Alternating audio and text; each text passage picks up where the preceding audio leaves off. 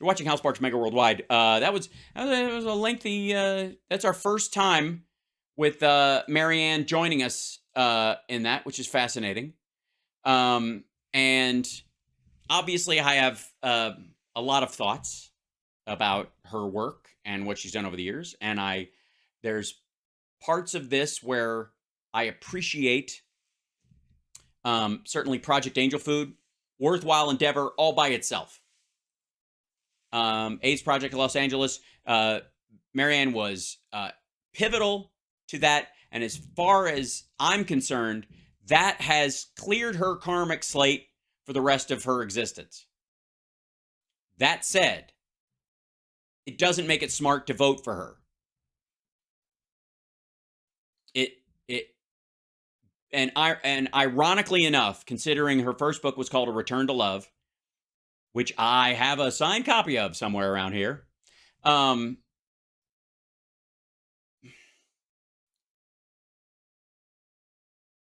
Ironically, a lot of the people who are going to, that she is courting to vote for her will be doing it out of hate. As an act of hate towards another candidate. It's a big portion of it. It's a shame. And you could tell by her, and by the way, it's not a foregone conclusion on the point of the voter. That doesn't mean that everybody who would vote for somebody who talks about we need a love-centered version of government or whatever is. I'm not talking about them.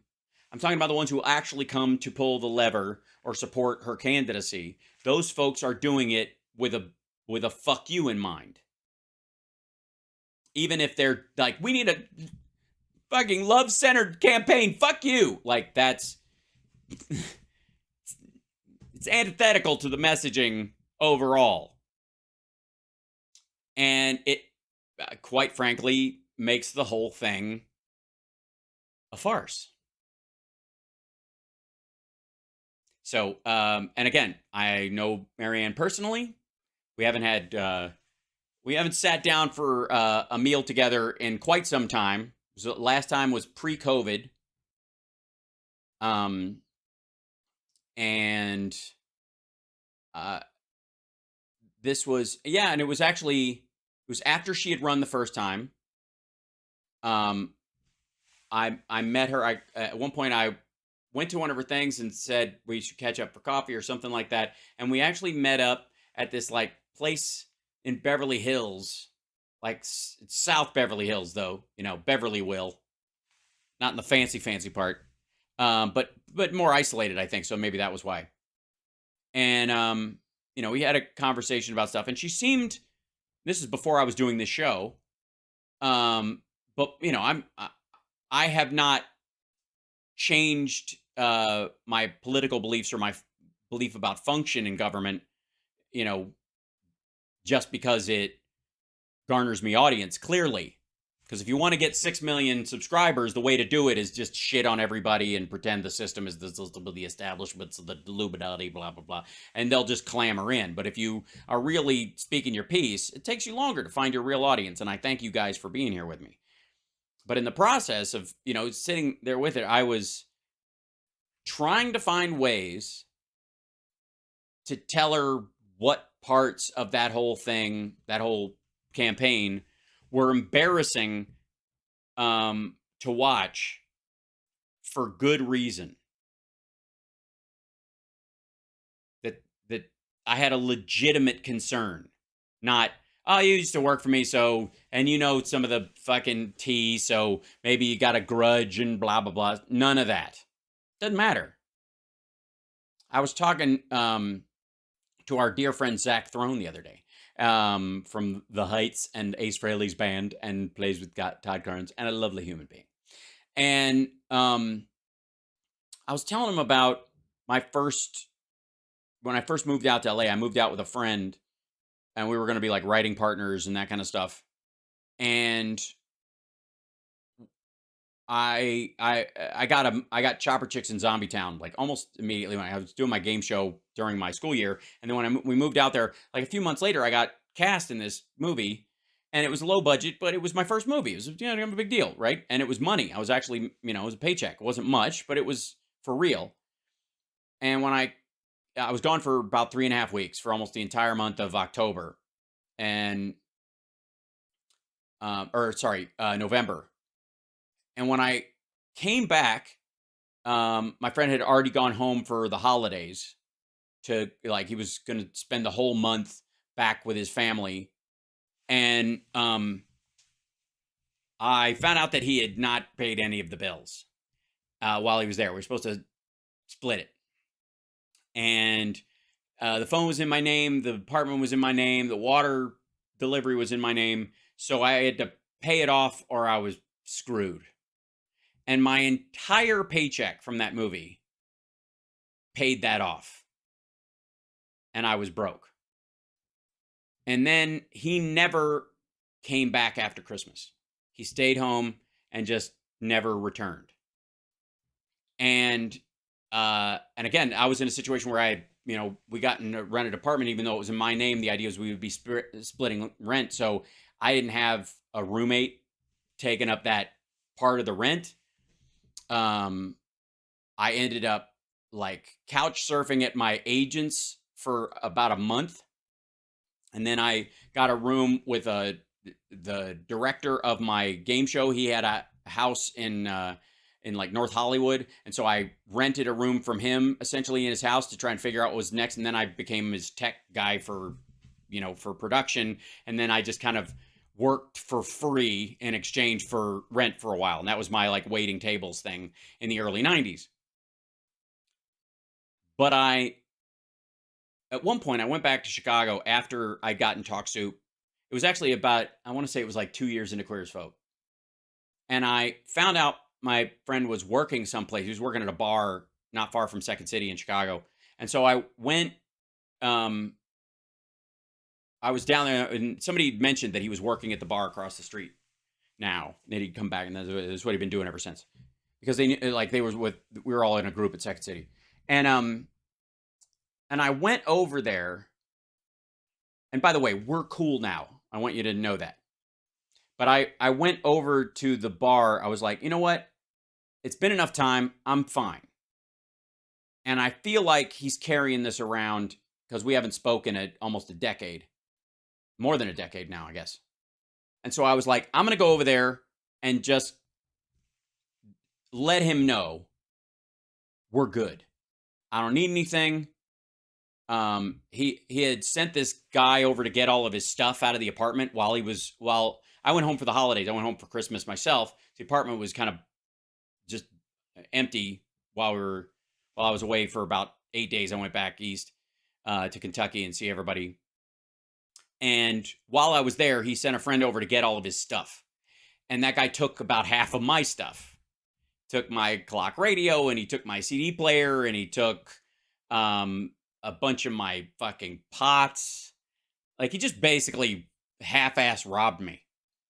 And I didn't know the dude. So I just came back, and other than the fact that the door hadn't been busted in, I was like, oh my God, I've been robbed. But there was this note from him, hey, I came and picked up some of his stuff. And I'm like, who the fuck? And no number, no nothing. So I was like, and man, again, I told you guys, I called the 90s the Sisyphus years, and it started early. So that was a lot, that was everything I had. And it spent, and again, I finally get a movie. I finally get what might be a toehold on my bills. And I had to come back and spend it all in one check. And I was behind the 8 ball. I just, so anyways, it was rough. So I finally came back. I was like, you know what? I'd understand if he felt like I'm going to punch him out if I see him or some shit. So I felt the need, because beyond all that, I liked the guy and I felt for him, and he's a talented dude, and I wanted him to I just felt like this was an open wound sitting in my life, right? That didn't need to be there. So I went over there and I was like, I'm going to tell him we're cool. And I walked in and he saw me and ran out the back and didn't come back to work that night. And I went up to I think it was the manager or somebody, like this girl who was there. And I was like, I asked for him. And she's like, yeah, he just ran off. I don't know if he had an emergency or something. Maybe he'll be back or whatever. She didn't know. And I was like, do you mind if I leave him a note? And she said, fine. So, no, you don't know him. And so I took one of the napkins and I got a pen from her and I wrote down a note and I said, hey man, it's been a long time and I just want you to know we're good. I don't need anything from you. I hope, you know, you're doing all right. You know, be well. And that was it. Just kind of closure, right? And I folded the note up and I was like, yeah, just give it to him next time I see him. And it was about 5 years until I heard that, you know, I think he had gotten the note in that regard. And so I have to say, even though it wasn't my debt, it was my burden, if that makes any sense. That I was party to this awful, and one of us had to cut it loose. One of us had to cut bait to make it okay again for both of us. And I just decided at a certain point I had enough of, you know, any kind of baggage that I didn't own or deserve. And I was like, we're good. We're going to be all right. So it's okay. And if I, you know, and he's married, has a child now, that kind of stuff. And I would hate for him to have some sort of like this dragging gut thing every time my stupid face comes on the internet, for his kid to have to go through that. Does that make sense? And so I don't, as best I can, I do not bear grudges. Don't. It's just not natural to me. If I don't solve it in the acute circumstance that I'm in, it's gone. Because it's no longer about the other person. It goes to that sort of monk story that I've told a couple of times, which is the two monks come to the riverbank and there's a woman trying to cross, and one of the monks like picks her up on his back and they both walk across the water and she gets off and walks away. And the other one's just like, they walk a few miles and the other one's like twitching. And he's like, what's wrong with you? He goes, what's wrong with me? How could you do that? They took a vow of celibacy and you're not even supposed to touch a woman. And he's like, how could you do that? She's carry her on your back with her legs wrapped around you and her breast pressed against your back and her hair draping over your shoulder and her perfume in your fucking ear. And how can you do that? And he goes, you tell me. I dropped her off at the riverbank. You've been carrying her for the last 5 miles. And that's how I view a lot of these things. I can be guarded and I'm not going to re-trust someone just because I can forget, I can never forget, but I can forgive very easily. Because ultimately I don't forgive a fuck. I'm not going to enter into a space again that's unhealthy or toxic or dangerous again. So I can forgive somebody because I know it's never going to come up. I'm not going to walk into that rake again. And part of my, that lesson that was built on like having that moment with him and moving on from it was built partly on going to Marianne's lectures and listening to her speak. But it was also built partly on listening to her speak and hearing the principles that she was talking about spiritually, philosophically, intellectually, that I valued and found worth in. And then seeing kind of the behavior behind the scenes that seemed to be in contrast with those teachings. And in some cases, some people may decry that circumstance and go, it's a shame, never meet your heroes or whatever, because you have this great lesson, this great advice, this great possibility, and then it's wrecked by this. And I would say, no, it is codified by that. There is no circumstance where both of those things, can be bifurcated because they are inexorably linked. And there's not a situation where if it, if I'd have just had the kind of airy fairy hippie language lesson of this without some meat on the bone in experience to try it out on, and especially in this case in a very acute way, I would not have been able to, kick the tires on this philosophy and see what parts of it work and what parts of it are wanting. And I always found it very interesting that in the teachings of A Course in Miracles and in a lot of modern spiritual systems, there's a lot of talk about the ego. And they borrow these words from fucking Freud, but the ego itself, instead of being like what we think of ego in the narcissistic kind of sense, but we sort of think about it, in spiritual, in the patchouli set, they talk about the ego like it's the devil. It's just another word for Satan. And I find that to be a cheat. If you're talking about a system, especially in A Course in Miracles, where there are only two ways of handling something, love and fear. It's one or the other. If you're in fear, if you're afraid, you can't be loving. And if you're in a loving space, you have nothing to fear. That's the essential issue in A Course in Miracles. And the ego is always trying to drag you to fear, like Darth Vader to the dark side. And it's a very ham-handed analogy, but it's, that's the way they talk about it. And to me, it never rang true because of the earthbound attachment aspect of the ego that they attribute. That you are a spiritual being, you are not this flesh suit, you are not of this earth, you are a spiritual being. And that's the important thing. And your ethereal self is always calling to you, whatever, but the ego is trying to drag you down and make you feel you're just a meat suit. And I would hear that, and I would hear the conversation about this, like, oh, I don't want to operate in an ego space, and ego. And I would go, to me, that sounds more like being grounded.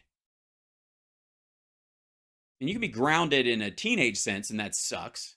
But you can also be grounded in in an esoteric or philosophical sense, where you're not, prone to flights of fancy, and you're taking stuff very seriously. You're just grounded. What's real? What can I test? What can I ascribe to reason and worth? Even as I may seek, higher philosophical or spiritual heights. And the ego, to me, the way they talked about it always sounded like your material conscience, which I can't see as a devil. I can't see it as a wholly negative thing. Because you got to brush your teeth and wash yourself and eat right and go to the gym. And there's a lot of material maintenance that goes on. And you can be overwhelmed by the things of this earth, but that's not what we're talking about. It's almost as if every aspect of those things is, if what's bringing you those things is the devil itself, then all of these things, life itself, physical life with your fellow human beings, is in and of itself an act of evil. And I just find that stupid. I've never heard an explanation of it from her, even in all the books, which I've read, or in any of the lectures, where the ego didn't just seem to be a placeholder for the devil. The devil, he's going to treat you wrong. And I find that rudimentary and silly, and it's also dismissive of anything that takes regular effort. Which brings us back to incrementalism, which seems to be the lesson we're talking about today. That all the things they're talking about, economic, farming, construction, healthcare, all of it is 80% incremental elements, incremental changes, incremental procedures. No one strikes oil and a skyscraper appears. Even the discovery of a new drug by a pharmaceutical company that may cure something has to go through rigorous testing and millions of dollars and has to be insured and all this other stuff, or it won't ever make it to a point where enough people can test it to see if it will save lives. There's increment everywhere. And that's the beauty of democracy, because you're a citizen. You participate. You're not a subject. You're a citizen. You participate. Some days you can participate more than others, just like some days you go to the gym and some days you don't. But the idea is that you are taking steps every day to better yourself and the world around you. And if you do that, if you make a point of being incremental in your own life and not waiting for some sort of magic cure to something, you will find that you are much more patient with other people's paths. But if you don't, if you're waiting for a messiah or a savior or someone who, well, you finally elect this person, that'll be that. If you think like that and you live like that, what you'll find is you are very short with other human beings, because you believe that that the cure will come like lightning. And why don't they know that? And why aren't they helping us jumpstart the lightning? Or why haven't they been struck by the same lightning I am, and they need to be awakened like I was awakened? Incrementalism leads to revolutions? I don't think so, Water Goddess. Revolutions are followed by incrementalism. There is a trail of incrementalism that comes from any successful revolution. You might have one, but then after it happens, after the king is toppled, after the flag has fallen, after the CEO has been fired or whatever happens, there's going to be a lot of steps. It's not going to be a magic bullet, turnover, because if it is, or it could be, it will be exactly the same. Any situation where they constantly have revolutions, they constantly get the same prick running the place.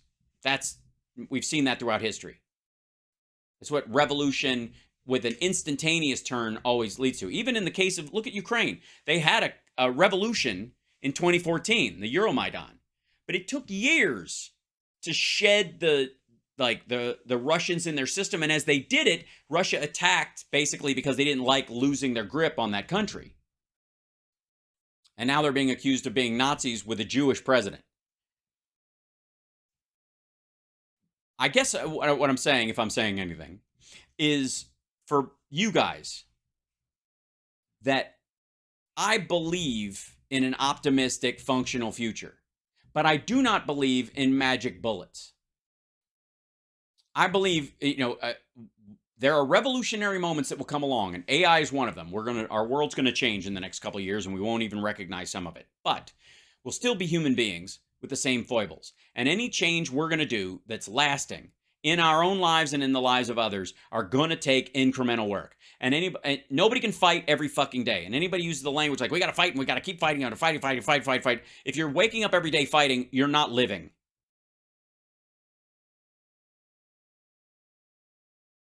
And anybody who's telling you that join me and we will fight every day, till when? Till some imaginary line that they will decide when you've crossed it? The fuck out of here. Live your life. Do every bit of good you can do every day. Get off your own back. Be deferential and respectful to people right out of the gate. And if they give you a reason not to, move on, move away. Don't carry any of that around. Don't let them hand you a fucking emotional hand grenade that you now have to carry around like it's a fucking pet forever. There are too many good people in the world. There's 8 billion people, and the vast majority of people are getting up every fucking day trying to make this world a better place. Every one of them.